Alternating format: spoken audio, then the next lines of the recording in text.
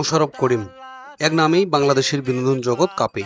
ছোট পর্দার এই কিংবদন্তি অভিনেতা বহু বছর ধরে দর্শকের হৃদয় জয় করে আসছেন তার অনবদ্য অভিনয়ের মাধ্যমে।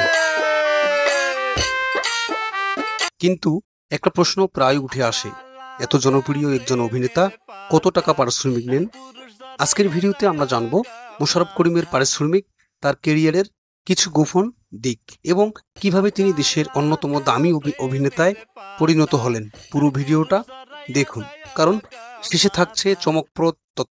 মোশাররফ করিমের অভিনয় যাত্রা শুরু হয় থিয়েটার দিয়ে। ঢাকা থিয়েটারে তার ক্যারিয়ারের সূচনা, যা তাকে এক শক্তিশালী শিল্পীতে পরিণত করে। তার নাট্যজগতে উত্থান ছিল কঠোর পরিশ্রম এবং একাগ্রতার ফল।